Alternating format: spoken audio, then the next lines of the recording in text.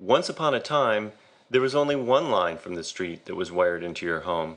It was the phone line, and, not surprisingly, it enabled your landline phone service. Then came TV. An antenna picked up UHF and VHF signals transmitted from TV towers and sent it to the individual television set. That worked well for a time, but people wanted more. They wanted hundreds of channels and better picture quality. Cable TV was born, and with it, a second wire into your home.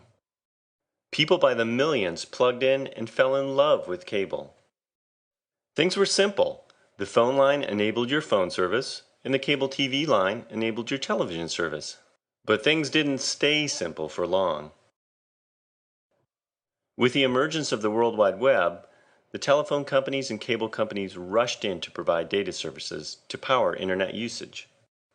The cable versus DSL wars began, with telcos and cable operators battling it out to retain control of the critically important customer relationship.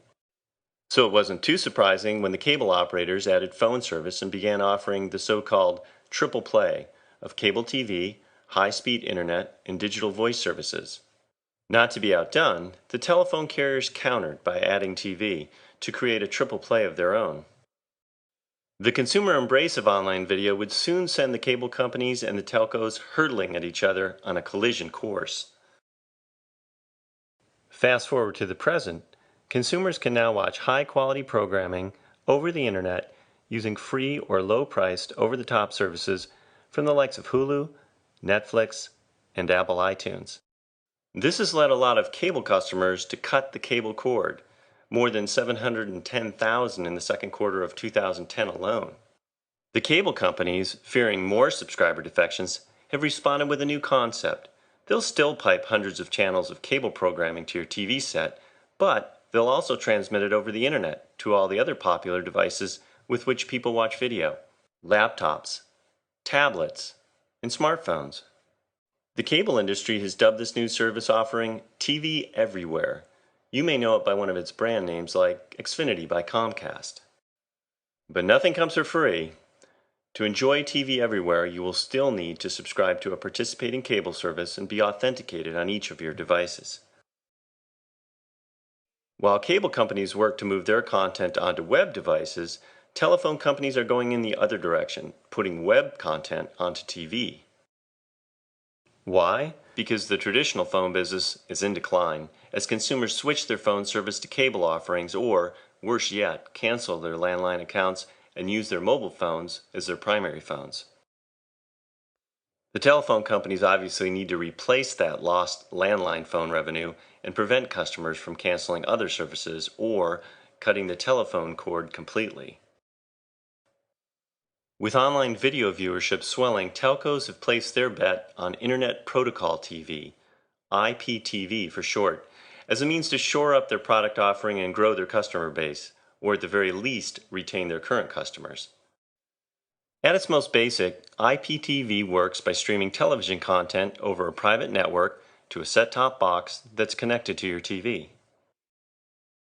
One of the biggest challenges for IPTV services is to match the picture quality of cable TV. It's far easier to deliver acceptable video resolution on the small screen of a smartphone than to reproduce HD-like resolution on a big screen TV.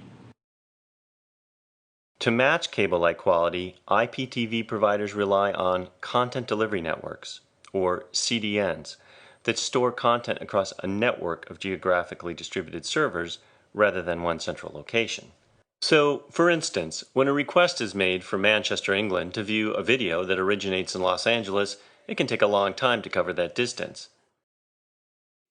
Better instead to cache the video somewhere close, like London, and serve it from there. By distributing content in this way, close to the end customer, CDNs help reduce bottlenecks that result in startup delays, stallouts, or video that streams at a lower quality resolution, the types of performance attributes that collectively contribute to quality of service, or QoS. Consumers win because their content is delivered more quickly and with better quality. IPTV providers win because they increase customer satisfaction. As a footnote, because telephone companies own the last mile, that final leg of delivering the video content to a customer, they're closest to the consumer and can offer better quality and more bandwidth savings than third-party CDNs. To assure the highest quality viewing experience, then, IPTV providers must monitor their content delivery networks to isolate and quickly fix problems and make sure that they have enough capacity to handle peak demand. That's where SkyTide comes in. Our reporting and analytics solution helps IPTV operators, CDNs, ISPs, and content providers to measure every aspect of their operations: quality of service, capacity planning, billing, content management, and more. Telcos such as British Telecom, Telstra, Telefonica, and their customers depend on SkyTide to optimize streaming video performance, reduce costs, and maximize viewing quality. To find out more about SkyTide and how our 200 real-time reports can help your business, go to www.skytide.com.